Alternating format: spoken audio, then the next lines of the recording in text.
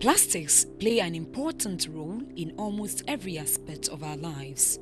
Plastics are used to manufacture everyday products such as beverage containers, toys, and furniture.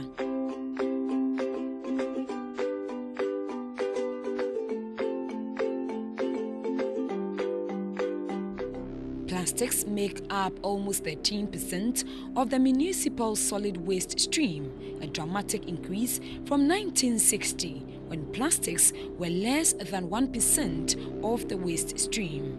The largest amount of plastics is found in containers and packaging, in durable as well as non-durable goods. Now, the plastic waste itself is not like banku or like orange or like banana or like canker peel. When it is littered, it will degrade by itself. It doesn't degrade. It will be there as long as time itself. The recycling rate for different types of plastic varies greatly, resulting in an overall plastics recycling rate of only 9% or 2.8 million tons in 2012. However, the recycling rate for some plastic products is much higher. For example, in 2012, 28% of HDPE bottles and 31% of PET bottles and jars were recycled.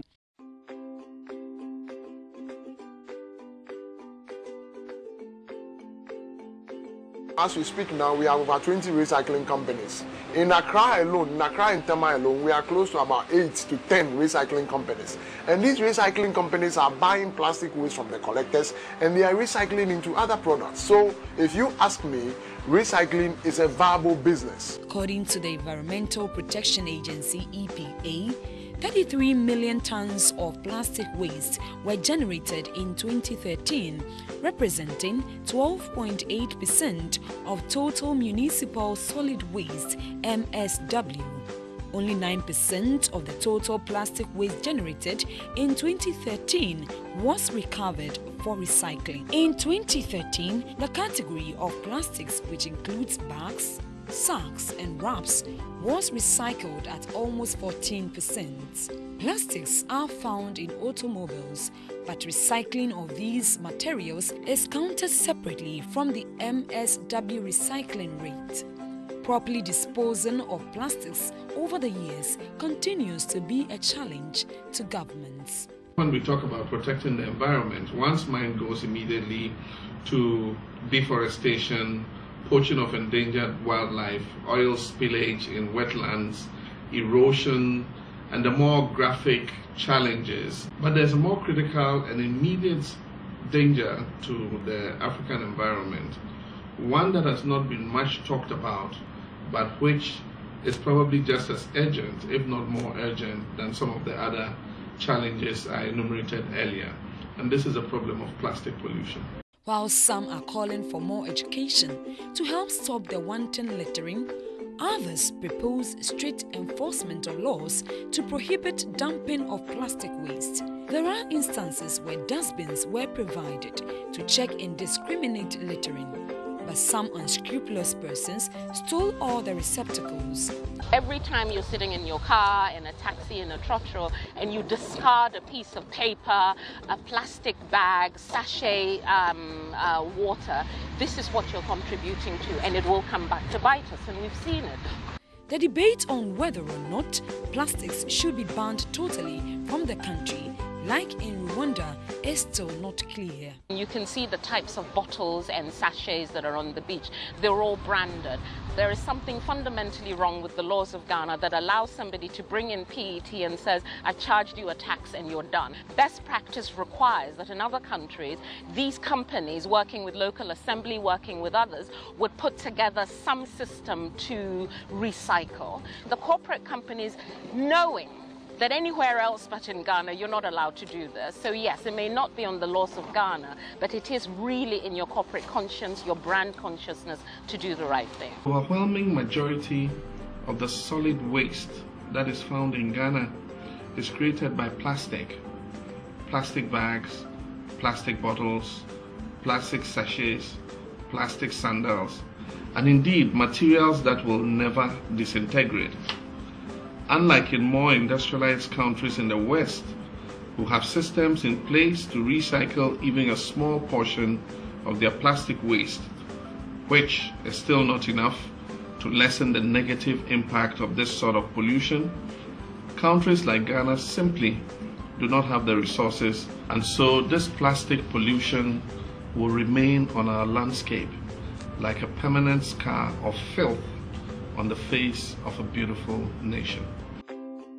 The Environment Ministry and partners in the plastic manufacturing industry met in an effort to reach a consensus and a proposal by a committee set up in 2010 to deliberate on the proposed banning of plastic waste in the country. Stakeholders voiced their concerns on the issues raised in the report. They include producing biodegradable items, sensitization of the public on proper disposal of waste, strict enforcement of existing regulations on waste management, among others. As we promote recycling plants, we also protect the market for recycling plants. That is the source of the material. Otherwise, there will be a general collapse of recycling plants, and it will be difficult to motivate private sector players to go back there and then operate.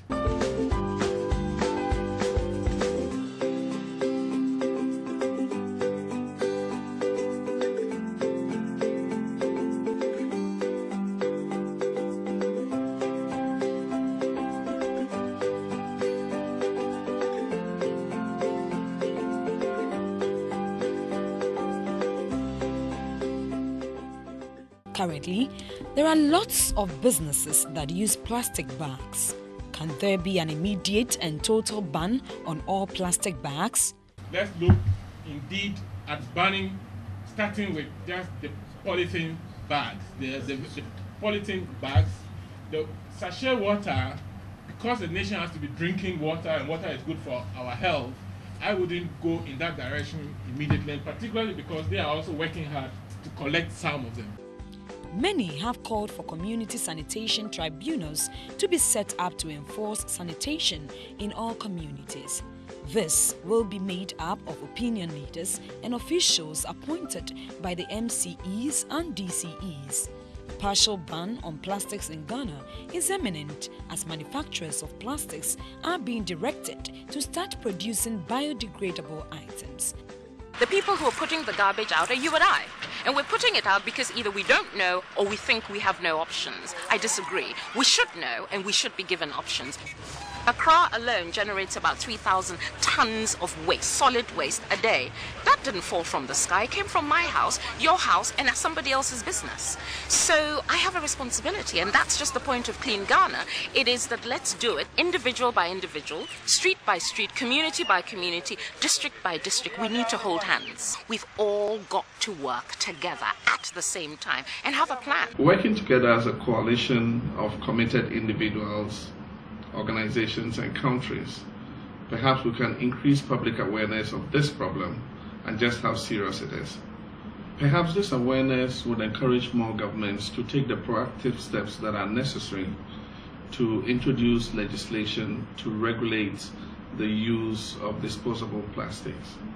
We must find a way to influence our citizens, ordinary people, to make changes in their own lives. These changes just might preserve our environment, the richness of our forests, and all that they nurture and shelter for ourselves, for our children, and for those not yet born. Plastic is the fastest growing component of the solid waste stream, and because plastic degradation takes a longer period, it is becoming a long-lasting environmental problem in the country.